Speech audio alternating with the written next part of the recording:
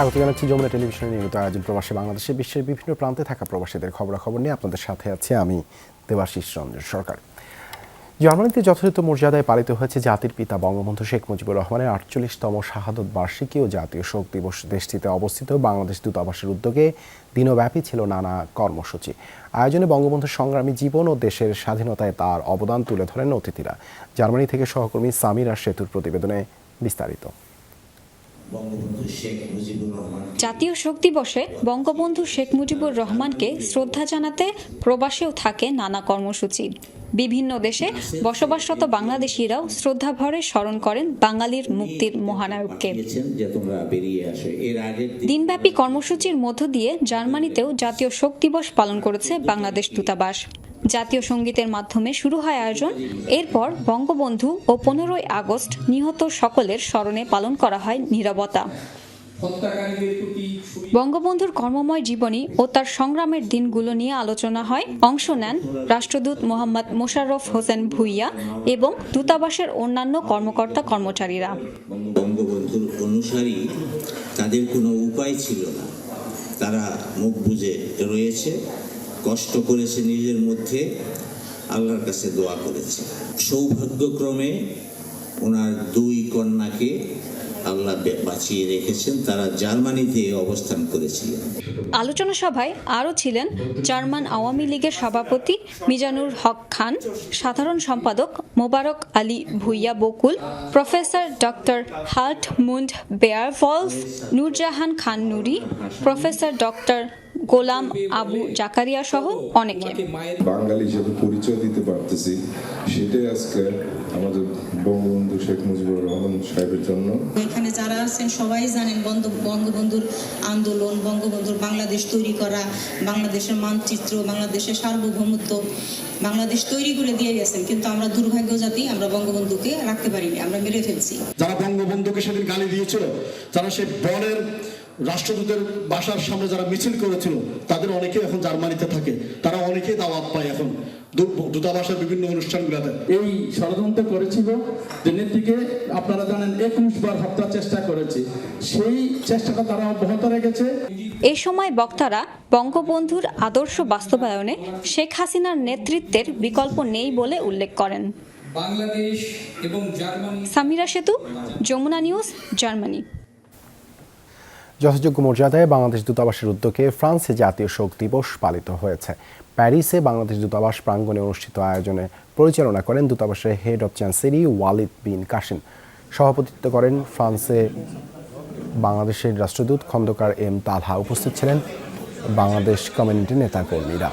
এ সময় রাষ্ট্রদূত বঙ্গবন্ধুর বর্ণাঢ্য জীবনের স্মৃতিচারণ করেন। আরও বক্তব্য রাখেন ফ্রান্স শাখা আওয়ামী লীগের সাধারণ সম্পাদক দিলাওয়ার হোসাইন কয়েস, সহ সভাপতি সোহরাব মৃধা, সিনিয়র সহসভাপতি আবুল কাশেম ও ইউরোপিয়ান আওয়ামী লীগের সাধারণ সম্পাদক মুজিবুর রহমান। এছাড়াও সভায় রাষ্ট্রপতি ও প্রধানমন্ত্রীর বাণী পাঠ করা হয়।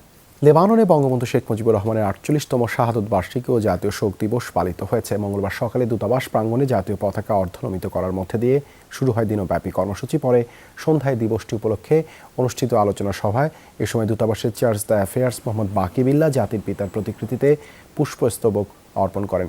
দূতাবাসের প্রথম সচিব মোহাম্মদ আনোয়ার হোসেইনের সঞ্চালনায় রাষ্ট্রপতি, প্রধানমন্ত্রী, পররাষ্ট্রমন্ত্রী ও পররাষ্ট্র প্রতিমন্ত্রীর বাণী পাঠ করা হয়। পরে জাতীয় শোক দিবস নিয়ে নির্মিত তথ্যচিত্র প্রদর্শন করা হয়। সবশেষ বঙ্গবন্ধু শেখ মুজিবুর রহমান ও 15ই আগস্টে নিহত সকল শহীদদের আত্মার মাগফিরাত কামনায় দোয়া করা হয়। দূতাবাস কর্মকর্তা কর্মচারী ছাড়াও আয়োজনে অংশ নেন দেশটির বসবাসরত বাংলাদেশিরা।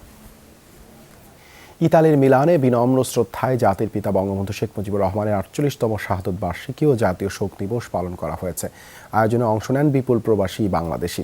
মিলানের বাংলাদেশ কনসুলেট জেনারেলের মিলনায়তনে হয় আয়োজন। কনসুলেট প্রাঙ্গণে জাতীয় পতাকা অর্ধনমিতকরণের মধ্যে দিয়ে দিনের আনুষ্ঠানিকতা শুরু করেন কনসাল জেনারেল MJH জাবেদ। পরে বঙ্গবন্ধু শেখ মুজিবুর রহমানের প্রতিকৃতিতে পুষ্পস্তবক অর্পণ করা হয়। এছাড়া বঙ্গবন্ধুর জীবন ও কর্ম নিয়ে নির্মিত প্রামাণ্যচিত্র প্রদর্শন ও আলোচনা সভা অনুষ্ঠিত হয়। সবশেষে ছিল দোয়া মাহফিলের আয়োজন। এই সময় রাষ্ট্রপতি, প্রধানমন্ত্রী, পররাষ্ট্রমন্ত্রী ও পররাষ্ট্র প্রতিমন্ত্রীর বাণী পাঠ করেন দূতাবাস কর্মকর্তারা। অংশ নেন আওয়ামী লীগ ও সহযোগী সংগঠনের নেতাকর্মীরা। যথাযথ মর্যাদায় সৌদি আরবে বঙ্গবন্ধু শেখ মুজিবুর রহমানের 48তম শাহাদত বার্ষিকী ও জাতীয় শোক দিবস পালিত হয়েছে। বাংলাদেশ দূতাবাসের উদ্যোগে হয় এই আয়োজন। দূতাবাস প্রাঙ্গণে জাতীয় পতাকা অর্ধনমিত করার মধ্যে দিয়ে শুরু হয় আনুষ্ঠানিকতা। পরে বঙ্গবন্ধুর প্রতিকৃতিতে ফুলেল শ্রদ্ধা জানান রাষ্ট্রদূত ডক্টর মোহাম্মদ জাভেদ পাটোয়ারি। এ সময় দূতাবাসের কর্মকর্তারা উপস্থিত ছিলেন, আরও ছিলেন দেশটিতে বসবাসরত বাংলাদেশিরা। পরে হয় আলোচনা সভায়। এ সময় রাষ্ট্রপতি, প্রধানমন্ত্রী, পররাষ্ট্রমন্ত্রী ও পররাষ্ট্র প্রতিমন্ত্রীর বাণী পাঠ করা হয়। সভায় বাংলাদেশ ইন্টারন্যাশনাল স্কুল অ্যান্ড কলেজের ইংরেজি শাখা ও জাতীয় কারিকুলামের শিক্ষার্থীরা উপস্থিত ছিলেন। শোক দিবস নিয়ে নির্মিত তথ্যচিত্র প্রদর্শন করা হয়। সবশেষে দোয়া মাহফিল হয়। চীনে যথাযোগ্য মর্যাদায় বঙ্গবন্ধু শেখ মুজিবুর রহমানের 48তম শাহাদত বার্ষিকী ও জাতীয় শোক পালন করা হয়েছে। মঙ্গলবার আওয়ামী লীগ চীন শাখার উদ্যোগে হয় এই আয়োজন। দিবসটিতে উল্লেখ ছিল দোয়া মাহফিল, ভোজ ও আলোচনা সভায়। আওয়ামী লীগ চীন শাখার সাংগঠনিক সম্পাদক পলাশ মাহমুদের সঞ্চালনায় আলোচনা সভায় সভাপতিত্ব করেন সভাপতি জনি ব্যাপারী। বক্তব্য রাখেন সাধারণ সম্পাদক আশরাফুল মোমিন চৌধুরী, সহ সভাপতি মোহাম্মদ শামীম শেখ, মোহাম্মদ আতিক খান, যুগ্ম সাধারণ সম্পাদক মোহাম্মদ রাশেদ, ডাক্তার শাফিয়া তানান সহ অনেকে। এ সময় চীনের গুয়াংজোতে জাতির পিতা বঙ্গবন্ধু শেখ মুজিবুর রহমানের প্রতিকৃতিতে শ্রদ্ধা জানানো হয়। পর্তুগালে যথাযথ মর্যাদায় বঙ্গবন্ধু শেখ মুজিবুর রহমানের 47তম শাহাদত বার্ষিকী ও জাতীয় শোক দিবস পালিত হয়েছে। মঙ্গলবার সকালে দিবসটি উপলক্ষে দূতাবাস প্রাঙ্গণে জাতীয় পতাকা অর্থনমিতকরণের মধ্য দিয়ে শুরু হয় কর্মসূচি। পরে সন্ধ্যায় হয় স্মরণ সভা। এতে দূতাবাস কর্মকর্তা কর্মচারীরা ছাড়াও প্রবাসীদের বিভিন্ন রাজনৈতিক ও সামাজিক সংগঠনের নেতাকর্মীরা অংশ নেন। সভার শুরুতেই বঙ্গবন্ধুর প্রতিকৃতিতে ফুলেল শ্রদ্ধা জানানো হয়। পরে বঙ্গবন্ধু সহ 15ই আগস্ট নিহত সকল শহীদদের স্মরণে নীরবতা পালন করা হয়। এছাড়াও রাষ্ট্রপতি, প্রধানমন্ত্রী, পররাষ্ট্রমন্ত্রী ও পররাষ্ট্র প্রতিমন্ত্রীর বাণী পাঠ করা হয়। পরে বঙ্গবন্ধুর কর্মময় জীবন নিয়ে আলোচনা করেন বক্তারা। 15 আগস্ট নিয়ে নির্মিত প্রামাণ্য চিত্র প্রদর্শন করা হয়। পরে ছিল সাংস্কৃতিক অনুষ্ঠান। দোয়া মাহফিলের মধ্যে দিয়ে শেষ হয় কর্মসূচি। অবশেষে পূরণ হচ্ছে প্রবাসীদের দীর্ঘদিনের চাওয়া পেনশন সুবিধা। চালু হচ্ছে সবার জন্য পেনশন কার্যক্রম। 4টি স্কিমে ব্যক্তির 60 বছর পূর্ণ হলে মিলবে সুবিধা। প্রবাসীদের জন্য রয়েছে আলাদা স্কিম। এই জন্য সুবিধাভোগীকে মাসিক ভিত্তিতে দিতে হবে চাঁদা। মাসে 1000 টাকা করে 20 বছর দিলে অবসরের পর প্রতি মাসে পাবেন 5000 টাকা। একইভাবে 2000 টাকায় 10,000 এবং 5000-এ মাসে মিলবে 25,000 টাকা। নিম্নবিত্তদের ক্ষেত্রে মাসিক চাঁদায় সহায়তা দেবে সরকার। বৃহস্পতিবার এই কার্যক্রমের উদ্বোধন করবেন প্রধানমন্ত্রী। এই শহরে দিন এনে দিন খাওয়া মানুষের সংখ্যা নেহায়েতই কম না। খেয়ে পরে দিন পার করাটাই যেখানে কঠিন, সেখানে মাসে মাসে বড় অঙ্কের চাঁদা দিয়ে পেনশন স্কিমে যুক্ত হওয়াটা বিলাসিতা মাত্র। তবে দরিদ্র কিংবা অতি দরিদ্র মানুষদের শেষ জীবনে বেঁচে থাকতে আর্থিক অবলম্বন দেবে সরকার। দীর্ঘ প্রতীক্ষার পর চালু করা হচ্ছে সবার জন্য পেনশন ব্যবস্থা। মোট 4টি স্কিমে যোগ দিতে পারবেন 18 বছরের দেশের প্রতিজন নাগরিক। অতি দরিদ্র, প্রাতিষ্ঠানিক খাত, বেসরকারি কর্মচারী এবং প্রবাসীদের জন্য থাকবে পৃথক স্কিম। 16-17 কোটি মানুষের দেশে, যেখানে আমাদের এখনো মানুষজন সব স্বাক্ষর নই, বলকে বুঝে না, এটা অ্যাপ্লাই করা খুব ডিফিকাল্ট হবে। নিম্ন আয়ের মানুষের অনেক কিছু নাই। উচ্চ আয়ের মানুষেরা নানান সুযোগ সুবিধা ভোগ করে এমনিতেই। ভালো স্কুলে যায়, ভালো হাসপাতালে যায়, ভালো সরকারি অফিসে গেলে ভালো মনোযোগ পায়, চেয়ার পায়, বসার কথা বলে। কিন্তু দরিদ্র মানুষগুলো সরকারি অফিসে গেলে ঢুকতেও পারে না। এদের জন্য কাভার দেওয়ার জন্য এই আইডিয়াটা। ন্যূনতম 10 বছর চাঁদা দেবার পরই মিলবে সুবিধা। পেনশনের সার্বিক বিষয় নিয়ে কার্যপত্র তৈরি করেছে অর্থ মন্ত্রণালয়। সেখানে অতি দরিদ্র জনগোষ্ঠীর কেউ এই সুবিধায় যুক্ত হলে তাদের মাসিক 500 টাকা দিতে হবে, বাকি 500 টাকা পরিশোধ করবে সরকার। এই স্কিমে 18 বছরের কেউ যুক্ত হলে 60 বছর পূর্ণ হবার পর মাসে পাবেন প্রায় 35,000 টাকা। একইভাবে অপ্রাতিষ্ঠানিক খাতে যারা কাজ করেন তারা 18 বছর থেকে মাসে 2,000 টাকা করে দিলে 60 বছর পর মাসিক ভিত্তিতে পাবেন প্রায় 69,000 টাকা। ব্যক্তি খাতের পক্ষে একটি সুযোগ তৈরি হলো যে ব্যাংকে টাকা রাখা বা সঞ্চয়পত্রের বাইরে আরেকটি নতুন ফাইন্যান্সিয়াল ইনস্ট্রুমেন্ট তারা বিনিয়োগের জন্য তারা পেলেন। এর ফলে ব্যাংক থেকে বড় একটি অঙ্কের টাকা এটা কিন্তু ডাইভার্ট হবার একটা সুযোগ তৈরি হবে। বেসরকারি কর্মচারীদের জন্য থাকছে প্রগতি স্কিম।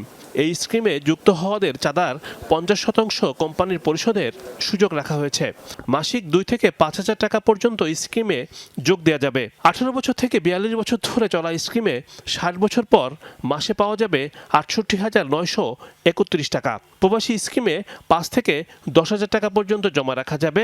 মাসে 5,000 টাকা করে 42 বছর ধরে পরিশোধ করে 60 বছর পর মাসে পাওয়া যাবে 1,72,000 টাকা। পেনশন অথরিটির যেন এই সুযোগ থাকে থাকে যে সরকারের কোনো প্রকল্পে তিনি যাতে অর্থ ব্যয় করার ক্ষেত্রে তিনি যাতে সিদ্ধান্ত নিতে পারেন যে তিনি করবেন বা করবেন না, নতুবা এটা যেন আবার সরকারের আরেকটি টাকা তোলার এবং টাকা ব্যয়ের যাতে এবং যৌক্তিক বিচারের না করে বিনিয়োগের যাতে কোনো সুযোগ না হয়।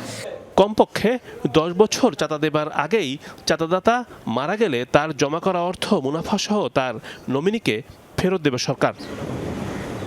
রিমন রহমান, যমুনা নিউজ, ঢাকা। কোনো দেশে অভ্যন্তরীণ সংকট থাকলে বিদেশিদের নানা ধরনের ষড়যন্ত্র সফল হয়, কিন্তু বাংলাদেশ শক্ত অবস্থানে রয়েছে, এমনটাই জানিয়েছেন পররাষ্ট্রমন্ত্রী এ কে আব্দুল মোমেন। পররাষ্ট্র মন্ত্রণালয়ে এক ব্রিফিংয়ে তিনি কথা বলেন। মন্ত্রী বলেন, যুক্তরাষ্ট্রসহ পশ্চিমা বিশ্ব চায় রোহিঙ্গাদের বাংলাদেশে রেখে দেওয়া হোক। ব্রিক্সে বাংলাদেশের সদস্য পদ নিয়ে কিছুটা অনিশ্চয়তা রয়েছে জানান ডক্টর আব্দুল মোমেন। তবে আগামী 22 আগস্ট ব্রিক্স সম্মেলনে প্রধানমন্ত্রী শেখ হাসিনা যোগ দেবেন বলে জানান তিনি। সেই সম্মেলনে অংশ নিয়ে প্রধানমন্ত্রী দক্ষিণ আফ্রিকা সহ অন্য সদস্য দেশের সঙ্গে সম্পর্ক উন্নয়নে জোর দেবেন।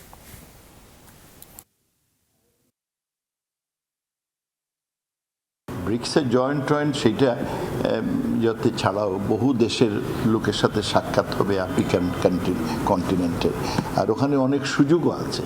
তো সেই কারণে আমরা সিদ্ধান্ত নিয়েছেন, মাননীয় প্রধানমন্ত্রী সিদ্ধান্ত নিয়েছেন সেখানে যাবেন।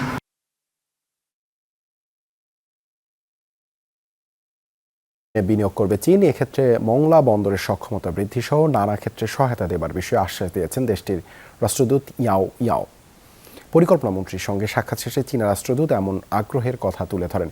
মন্ত্রী জানান, চীনের সঙ্গে অর্থনৈতিক ও বাণিজ্য ক্ষেত্রে দীর্ঘদিনের সম্পর্ক বিদ্যমান, সম্পর্ক উন্নয়নে শুল্ক বাধা দূর করতেও কাজ করছে দুই দেশ। বাংলাদেশের নানা প্রকল্পে চীনের বিনিয়োগের কথা উল্লেখ করে মন্ত্রী জানান, গাড়ি প্রস্তুত শিল্প সহ নানা ক্ষেত্রে বিনিয়োগে আগ্রহী চীন, ক্ষেত্র প্রস্তুত করে দিচ্ছে সরকার। চীনা রাষ্ট্রদূত জানান, 2026 সালের পর উন্নয়নশীল দেশের কাতারে পৌঁছাবে বাংলাদেশ, তখনও শুল্ক ও কোটামুক্ত রপ্তানি সুবিধা নিশ্চিত করবে বেইজিং। 2026 সালের পর উন্নয়নশীল দেশের কাতারে নাম লেখাবে বাংলাদেশ, তখন বাণিজ্য এবং বিনিয়োগ সংক্রান্ত বিষয়ে সুবিধা অব্যাহত রাখবে চীন। এছাড়া অবকাঠামোগত সুবিধাও নিশ্চিত করা হবে। চীনের সঙ্গে আমাদের অর্থনৈতিক ব্যবসা বাণিজ্যের কোঅপারেশন আরও উদার হবে। তারা আমাদেরকে আরও শুল্কমুক্ত, ডিউটিমুক্ত ইম্পোর্ট তারা ব্যবস্থা করবেন এবং তারা আমাদেরকে এই সকল ক্ষেত্রে আমাদের বিশেষ করে এলডিসি উত্তরণের পরে আপনি যে কথাটা বললেন, একটা গ্যাপ আসবে এখানে, সেখানে তারা আমাদের পাশে থাকবে। ওটিটি প্ল্যাটফর্মে মুক্তি পেয়েছে বাংলাদেশ ব্যাংকের রিজার্ভ চুরির ঘটনার উপর ভিত্তি করে নির্মিত তথ্যচিত্র $1 বিলিয়ন হেস্ট। হলিউডের ইউনিভার্সাল পিকচার্স হোম এন্টারটেইনমেন্টের ওয়েবসাইটে তথ্যচিত্রটির মুক্তির বিষয়টি নিশ্চিত করেছে। ওয়েবসাইটের তথ্যমতে Amazon prime video, Apple TV plus সহ একাধিক বৈশ্বিক ওটিটি প্ল্যাটফর্মে মঙ্গলবার মুক্তি পেয়েছে এই তথ্যচিত্র। এটি পরিচালনা করেছেন ড্যানিয়েল গর্ডন, ব্রেন্ডন ডনোভান ও ব্রায়ান ইভান্স। এতে 2016 সালে বাংলাদেশ ব্যাংকের রিজার্ভ চুরির ঘটনার বিস্তারিত তুলে ধরা হয়েছে, যে ঘটনা পুরো বিশ্বের ব্যাংকিং ব্যবস্থাকে দুশ্চিন্তায় ফেলে দিয়েছিল। এই ছিল প্রবাসে বাংলাদেশে এতক্ষণ সাথে থাকার জন্য ধন্যবাদ সবাইকে।